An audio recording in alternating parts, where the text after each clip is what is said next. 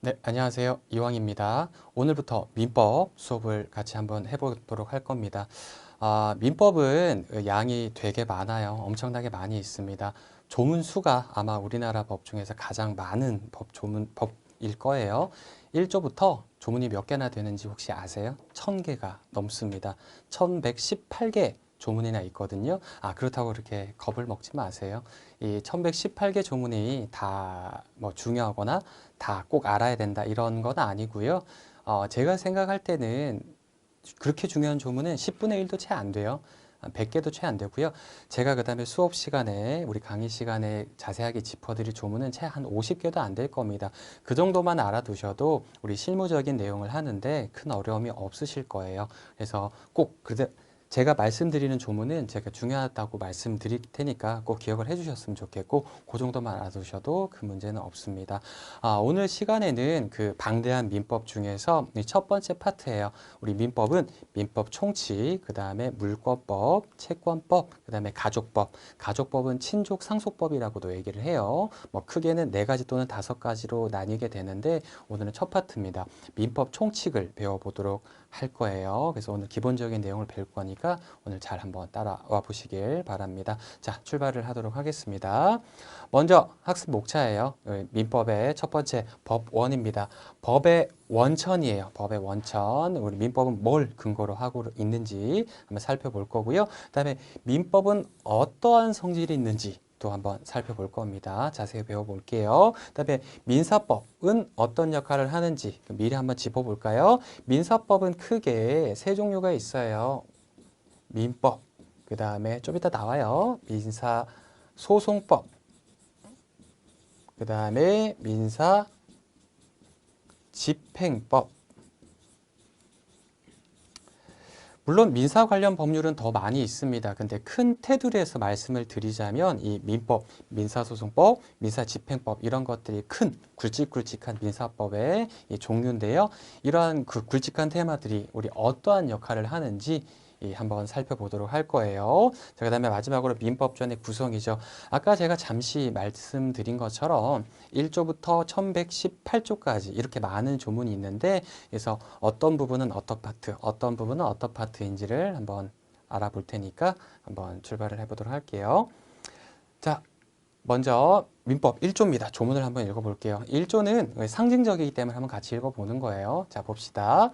민사에 관하여 법률의 규정이 있으면 법률의 규정에 의하는 겁니다. 근데 법률의 규정이 없으면요, 관습법이라는 거에 의하는 거예요. 그 다음에 관습법도 없으면 마지막으로 조리라는 거에 의한다 라고 얘기를 하는 거죠. 그래서 민사에 관한 법의 원천, 근거는 법률과 관습법과 조리 요 세 가지라고 생각을 하시면 돼요. 근데 용어부터가 법률 빼고는 잘 들어보지 못하는 익숙하지 않은 내용이잖아요. 그래서 내용을 한번 보도록 할게요.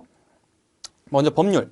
법률. 자, 여기서 말하는 법률의 의미는요, 우리 국회, 법을 만드는 입법기관이죠. 국회의 의결을 통하여 제정된 법률뿐만 아니라 이와 더불어 명령이라고 얘기를 합니다. 뭐 대통령령, 뭐 국무총리령 이런 영도 있어요. 그다음에 규칙, 그다음에 법에 좀 보충적인 역할을 하는 거고요. 그다음에 조약, 국가 간에 맺는 조약, 그다음에 자치법규, 우리 지방자치단체라든지 이런 돼서 제정하는 이런 것들도 전부 다 실질적 의미의 법률을 모두 포함돼서 모두 다 법률이라고 하는 거고요. 우리 민법의 법원 근거가 되는 겁니다. 이건 당연한 얘기고 보충적인 거 보도록 할게요. 그다음에 관습법이에요. 관습법. 관습법은 말부터 단어부터가 관습이라는 말 쓰잖아요. 우리 입법기관에서 제정한 것이 아니고요. 사회생활 속에서 자연적으로 발생하고 되풀이되던 관행처럼 굳어져서 계속 반복되는 관행들을 관습이라고 얘기를 합니다.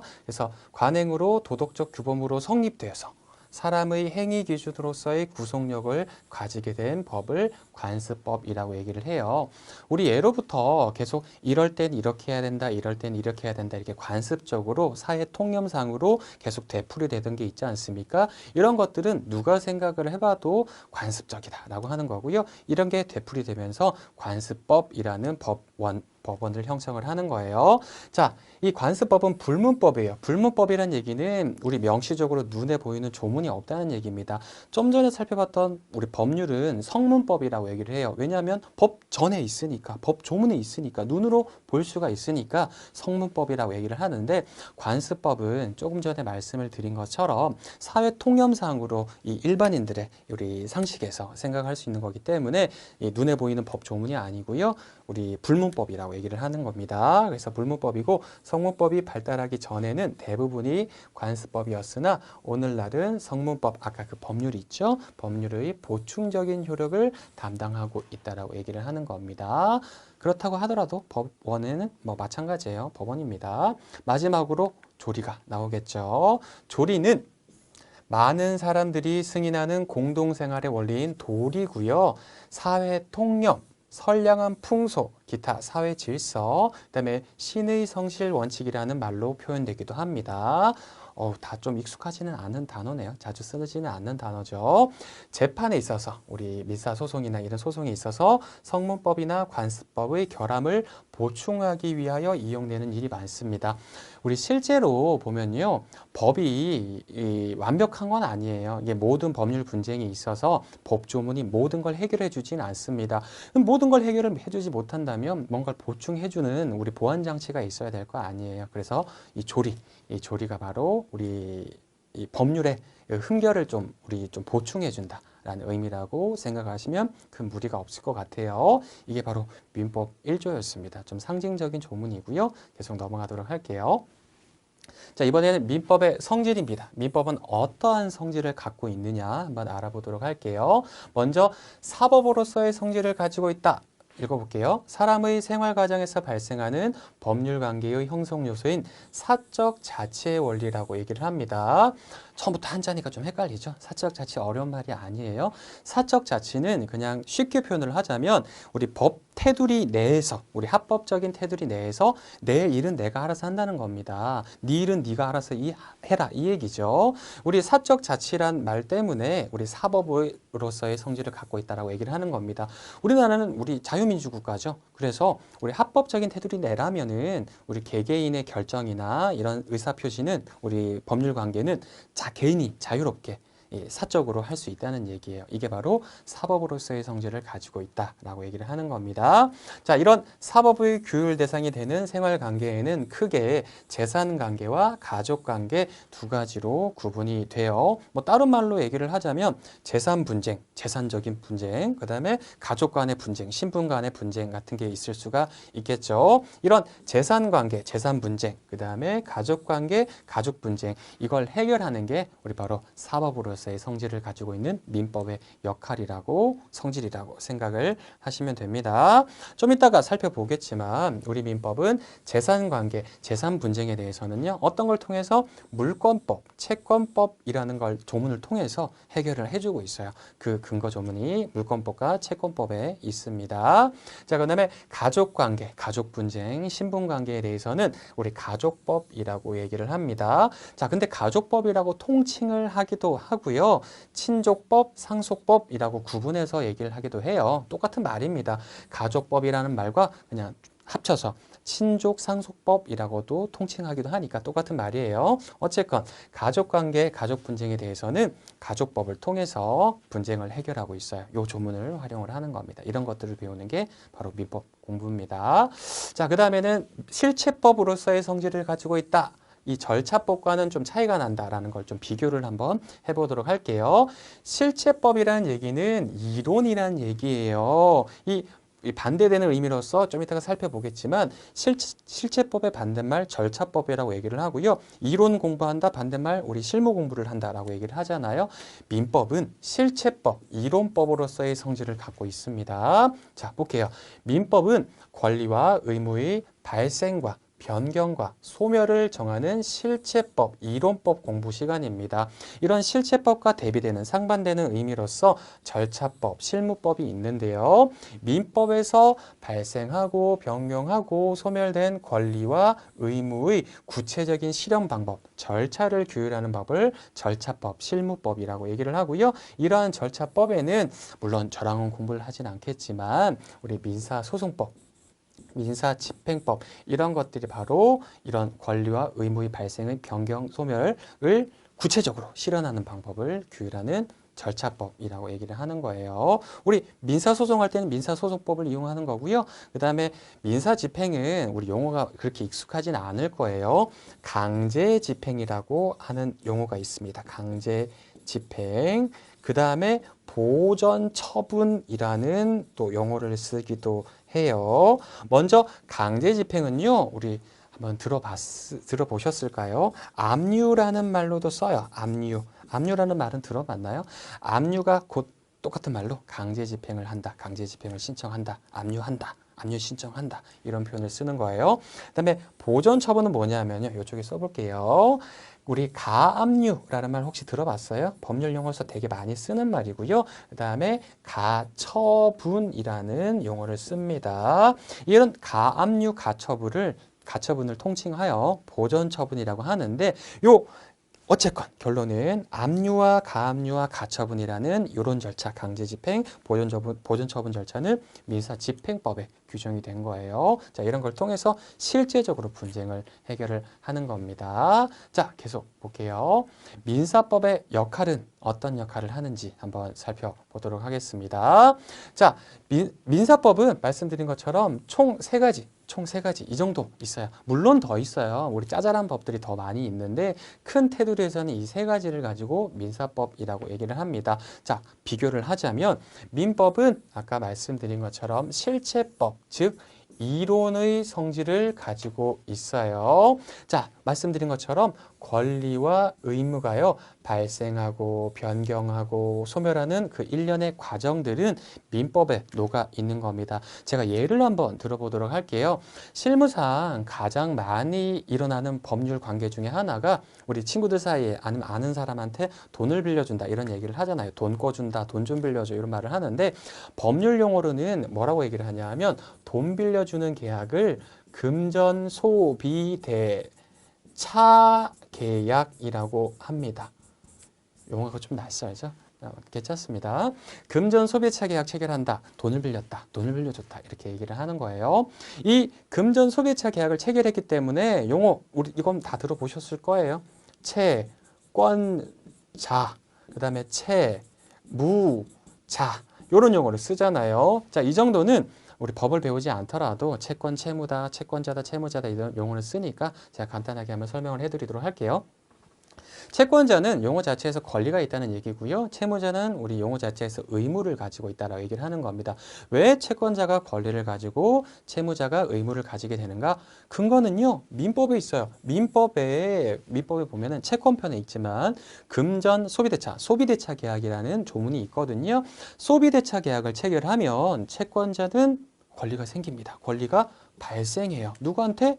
채무자에게. 무슨 권리가 발생하죠? 돈 달라, 돈 줘. 이런 금전 채권이 발생을 하게 되는 겁니다. 거꾸로 채무자는 금전 소비대차 계약을 체결했기 때문에 의무가 발생을 하는 거예요. 돈 줄 의무가 발생을 하는 거고요. 그래서 권리와 의무가 발생했죠. 자, 그다음에 권리와 의무는 계속 지속되면서 변경되기도 해요. 예를 들어 뭐 1,000만 원을 빌렸다. 1,000만 원을 빌렸는데 일단 500만 원만 먼저 일부 변제를 했다고 가정을 한번 해봅시다. 자, 일부 변제를 하게 되면 500만 원 갚았어요. 나머지 500은 남았습니다. 자, 그러면 채권자의 권리는 어떻게 되죠? 금전 채권은 1,000만 원에서 500만 원으로 감축이 돼요. 변경이 된다는 얘기입니다. 반대 의미로 채무자의 의무도 변경이 되는 거예요.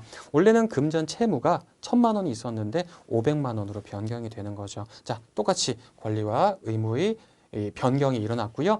마지막으로 권리와 의무는 소멸될 수도 있습니다. 나머지 돈도 다 갚았다고 생각을 해보세요. 우리 채권자가 채무자에게 돈을 다 받았다.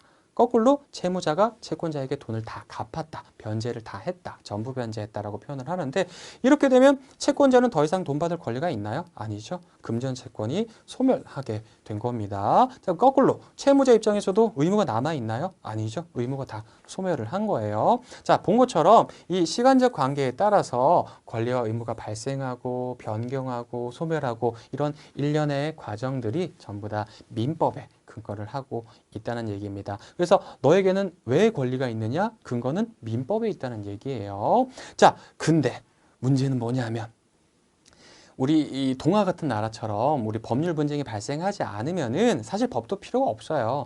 문제는 우리 채무자들이 이 임의 변제, 자발적 변제를 하지 않기 때문에 문제가 생기는 겁니다. 법률 분쟁이 발생한다라고 얘기를 하는 거예요. 이 분쟁을 해결해야 되는데 우리 사적으로 자력으로 구제를 할 수는 없어요. 우리 국가기관에 우리 적법한 근거에 의해서 해결을 하도록 되어 있는 게 우리 법률이겠죠. 이 법에서 해결하는 게 바로 이 절차법의 역할이라고 얘기를 하는 겁니다. 이러한 절차로 법률 분쟁을 해결하라라고 얘기를 하는 거예요. 자, 아까 제가 잠시 말씀드린 것처럼 먼저 민사소송법의 역할을 한번 보도록 하겠습니다. 민사소송법은 우리 소송이죠. 소송. 우리 소송한다라고 얘기를 하는데 우리 발생된 법률 분쟁의 관념적인 해결 절차라고 얘기를 하는 거예요. 관념적이라는 얘기는 똑같은 말로 좀 추상적이다라는 표현도 좀 쓰고 있습니다. 자, 뭐냐 하면 민사소송에 의해서 우리 국가기관인 법원이 우리 분쟁을 관념적으로 추상적으로는 해결해 준다라고 얘기를 하는 겁니다. 자, 돈을 못 받은 채권자 소송을 제기할 수 있어요. 소송을 제기할 때 소송을 제기하는 당사자를 원고라고 얘기합니다. 원고와 누가 싸우겠죠? 소를 당하는 채무자를 피고라고 얘기를 합니다. 원고와 피고가 서로 대립돼서 자기의 승리를 위해서 싸우는 게 우리 민사소송이라고 할 수 있어요. 그냥 스포츠 게임하고 비슷합니다. 탁구나 테니스처럼 비슷해요. 서로 승리를 위해서 다투는 분쟁이죠. 자, 이 민사소송의 결과는 관념적으로는 해결해 준다라고 얘기를 해요. 대략적으로 한번 살펴보도록 할게요. 우리 소송의 시작은 소제기로부터 시작됩니다. 원고가 우리 소장을 법원에다 갖다 내는 거예요. 자, 그 다음에 우리 소송이 계속 진행되겠죠. 이건 민사소송법을 통해서 배울 수가 있는 부분이고요. 소송의 끝은 뭐냐면 판결의 확정이에요. 판결의 확정입니다. 판결이 확정이 되면 우리 분쟁이 해결은 됩니다. 어떻게? 관념적으로, 추상적으로 해결은 돼요. 왜냐하면 판결이 확정되면 우리 판결문이 나오거든요. 판결문이 나오는데 이 판결문에 적혀 있어요. 뭐 피고는 원고에게 금 1천만 원을 지급하라. 이런 판결문이 나오게 되는 겁니다. 자, 이 판결문이 나오면 국가기관에 의해서 인정을 받았어요. 우리 채권자는 채무자에게 1,000만 원 돈 받을 권리가 있다라고 인정을 받은 겁니다. 그래서 분쟁이 해결은 됐는데요. 근데 끝이 아니에요. 우리 관념적으로 추상적으로만 해결됐다고 얘기를 합니다. 왜냐? 자, 보세요. 우리 민사소송이 끝나면 판결문, 승소한 판결문이라고 가정을 해볼게요. 판결문이 나오게 되는데, 자, 보세요. 채권자가 궁극적으로 바라는 게 이 판결문 종이 쪼가리인가요? 실제로 A4지 몇 장짜리거든요. 이걸 바라고 소송을 하나요? 그렇지 않아요. 이 채권자가, 원고가 진짜 바라는 거는 이 단순한 A4지 몇 장짜리 판결문이 아니고요. 실제로 내가 원하는 우리 결과가 나한테 오는 겁니다. 이 채권자라면, 금전 채권자라면 무슨 결과가? 돈이 내 주머니로 들어와야 되는 거예요. 그다음에 물건을 샀는데 돈은 줬는데 물건을 안 준다? 물건이 내 주머니, 내 손으로 들어와야 되는 겁니다. 분쟁은 실제로 이 채권자가, 원고가 궁극적으로 이루어져야 이 해결이 된다고 얘기를 하는 거예요. 근데 그 절차는 민사소송이 아니라 민사집행 절차에서 이루어지게 되는 겁니다. 자, 그래서 민사집행 절차는 분쟁의 종국적인 해결 절차다라고 얘기를 하는 거예요. 실제로 돈이 우리 채무자의 돈이 채권자의 주머니로 들어오게 되고 물건이 내 손으로 들어오게 되는 절차를 민사 집행 절차라고 얘기를 해요. 자, 정리를 한번 해보도록 할게요. 민사소송의 결과를 얻는 게 뭐라고요? 판결문이라고 했죠. 판결서라고 해도 돼요. 자, 근데 우리는 이제는 좀 다르게 부르기도 합니다. 판결문이라고 하셔도 되는데 조금 더 법률 용어를 쓰자면 집행권원이라고도 얘기를 해요. 이렇게 부르셔도 돼요. 자, 집행을 할 수 있는 권리의 원천이라고 얘기를 하는 겁니다. 채권자가 소송의 결과로 판결문을 얻었다, 집행 권한을 얻었다라고 표현을 하게 되는 겁니다. 자, 이거 가지고 집행 권한이 있어야 민사 집행을 신청할 수 있다는 거예요. 그래서 이거 두 개는 엄청나게 밀접한 관련이 있는 겁니다. 이 집행권을 가지고 민사 집행을 신청한다. 똑같은 말로 강제 집행을 신청한다라고 얘기를 하죠. 아까 말씀드렸죠? 압류라고 한다고요. 압류라고 한다고. 자, 이 압류를 통해서 실제로 내 주머니에 돈이 들어오게 되는 겁니다. 자, 보시는 것처럼 이게 민사법의 큰 숲이라고 할 수 있어요. 실제법에 의해서, 이 민법에 의해서 권리와 의무가 있어야만 우리 소송을 제기할 수 있는 거고요. 자, 이 소송이 끝이 아닙니다. 소송을 통해서 가려지는 거는 관념적이고 추상적인 분쟁 해결뿐이에요. 즉 판결문만 나온다는 얘기고, 채권자가 원고가 궁극적으로 원하는 바는 민사 집행 절차, 강제 집행 절차를 통해서 종국적으로 해결된다라고 하는 겁니다. 자, 그래서 우리 우리 법 조문은 다 민법과 민사소송법과 민사집행법이 별도로 되어 있지만 사실은 한 몸이라고 생각하셔도 무방해요. 이렇게 밀접한 관계가 있는 겁니다.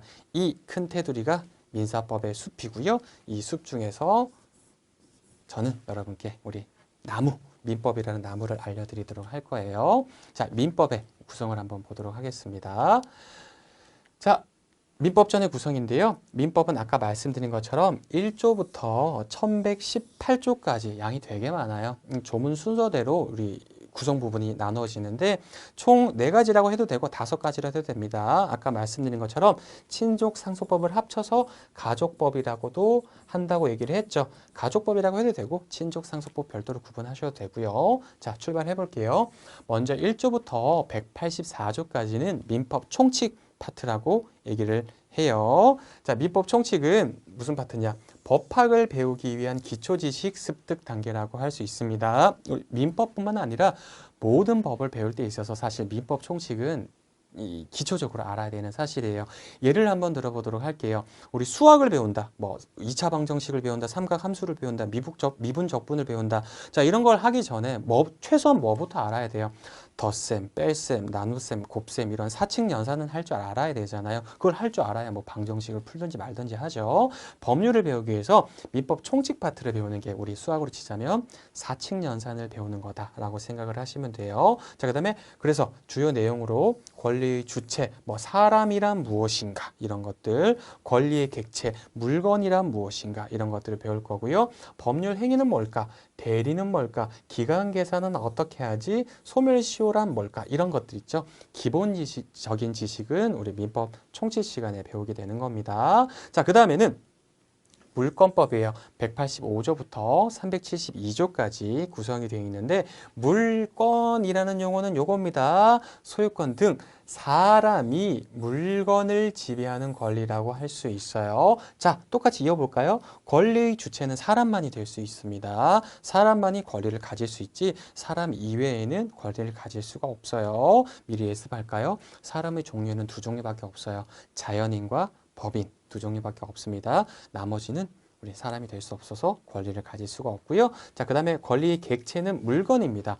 사람이 물건에 대해서 지배하는 권리, 가지는 권리라고 얘기를 해요. 그래서 물건에 대한 권리다 대물권이라고도 표현을 합니다. 사람이 물건을 어떠한 형태로 지배를 하는지가 물권법 공부라고 할 수 있어요. 그래서 어떤 종류의 물건이 있는지, 그 물건의 효력은 어떻게 되는지, 물권 변동을 하기 위해서는 어떻게 하면 되는지, 자, 그 다음에 등기제도라고 중요한 제도가 있는데 우리 부동산 있죠. 토지와 건물 같은 부동산은 등기를 통해서 물건이 변동돼요. 이런 것들도 배워볼 거고요. 소유권이란 뭐냐, 그 다음에 제한물권이란 뭐냐 이런 것들도 배워볼 거예요. 재밌습니다. 자, 그 다음에 채권법 파트가 있습니다. 373조부터 766조까지 구성된 채권법인데 우리 민법의 채권자의, 채무자에 대한 행위 청구권이라고 얘기를 해요. 물권법과 비교를 하자면 물권은 사람이 물건에 대한 권리라고 얘기를 했잖아요. 채권은 사람이 사람에 대한 권리입니다. 그래서 대인권이라고 해요. 물권법은 대물권, 그 다음에 채권법은 대인권이라고 표현을 하는 겁니다. 사람이 사람에게, 즉 채권자가 채무자에게 어떠한 행위를 요구할 수 있는가, 행위 청구권은 무엇인지를 살펴보는 게 바로 채권법 공부를 하는 겁니다. 그래서 채무불이행, 그 다음에 뭐 손해배상, 채권 양도, 연대채무, 뭐 공탁, 상계, 매매, 불법행위 이런 것들이 바로 채권법의 주요 부분들이에요. 이런 것들도 학습을 할 거고요.